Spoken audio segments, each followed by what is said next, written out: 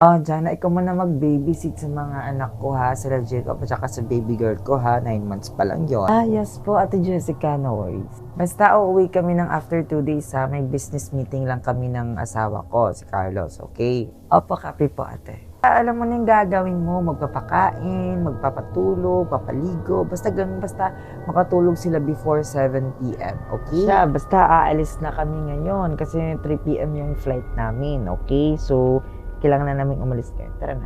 Sige po, Kuya Carlos. Kabi po. Ay nga pala dyan ha. Basta doon sa ilalim ng hagdanan, merong pulang pintuan doon.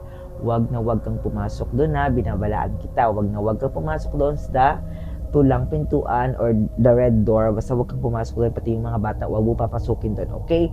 Huwag na huwag kang pumasok doon. Bakit po? Di ba po storage room po yun? Ay, ko dyan ha. Basta sumunod ka na lang. At ngayon pa, alis na kami. Sige po kuya. Ingat po kayo. Magiging okay kayo yung kapatid mo si Jana.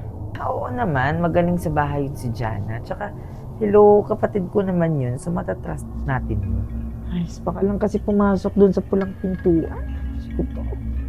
Hindi naman, hindi yung papasok. Ay, saan meron ba dun sa pulang pintuan? Dun sa baba ng hagdan. Maglinis na nga ako at tapos na nga kami kumain at patulog pa ako ng mga bata. Diyos ko po.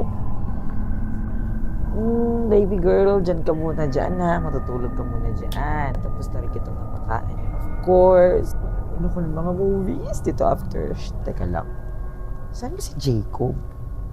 Tutan ko nga muna siya sa kwarto nila. Excuse me, Jacob. Ay, naku, ang kalat ng kwarto dito niya. Diyos ko, Lord, 8 years old na nga. Hindi pa rin marunong maglinis ng mga kalat. Diyos ko po.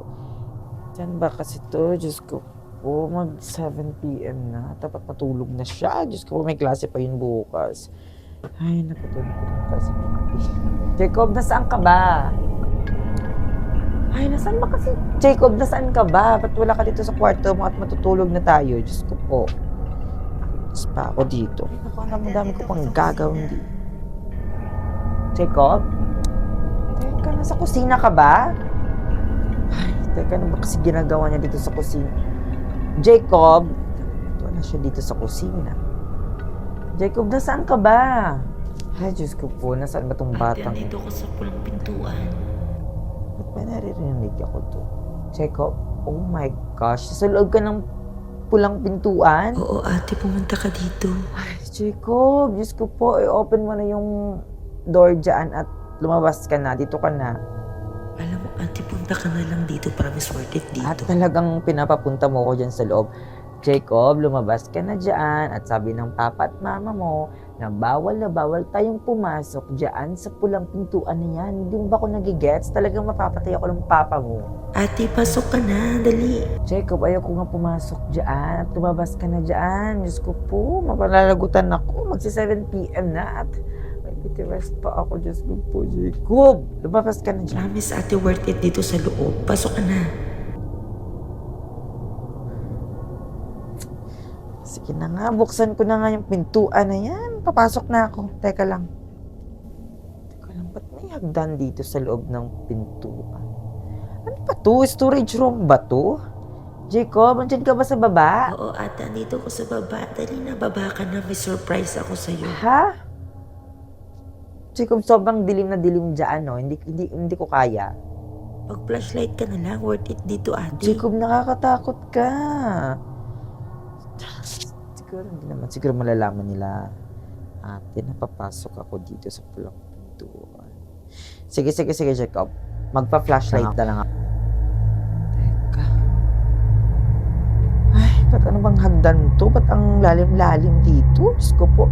Jacob, nasaan ka na? Dali na. Labas ka na. Diyos ko. Oh my gosh, ang layo-layo ko na sa door.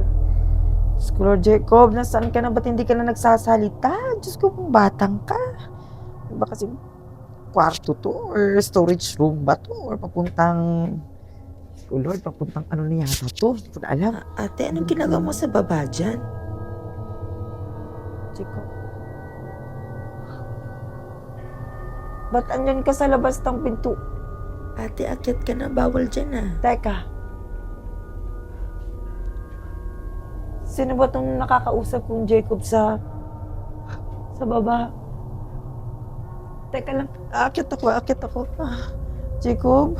Oh my gosh, bakit nasarado yung door? Diyos ko po. Hello. Jacob, i-open mo yung door at andito ko sa loob, okay? Gosh, hindi yata ako naririnig ni Jacob. Gosh, andito ko sa loob ng pintuan. Ano ba kasing baba to? If bababa na lang ako, baka kasi may lagusan doon palabas. Baba na nga lang ako. Diyos ko po, ano bang klaseng hagdan to? Diyos ko po, 6 minutes na ako. Hindi ko pa rin nararating yung pinakababa dito. Anong oras na ba? Oh my gosh. Halos 8 na. Oh my gosh, yung mga bata. 1 oras na ako naglalakad dito sa hagdan na to. Anong klaseng hagdan ba to? Diyos ko po. Ay naku, hindi ko alam kung saan yung dulo nito. Teka. Ba't may pintuan doon? Puntahan ko ba? Sana naman hindi nakalak yung pintuan na yan. Diyos ko po. Bubuksan ko ba? Yung pintuan, papasok ba ako? Sige, papasok na nga ako. Open ko na tong pintuan na to. Ano?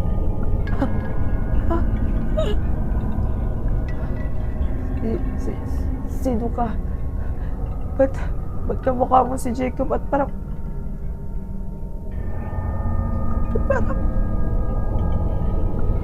buntot ka ng ahas.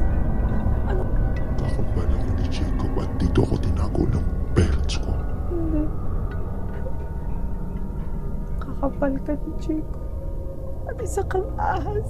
Ano? Dahil andito ko na, may pagkain na ako. Pagkain na sinasabi mo. Yes. Ikaw. Ano? Ikaw ang pagkain ko.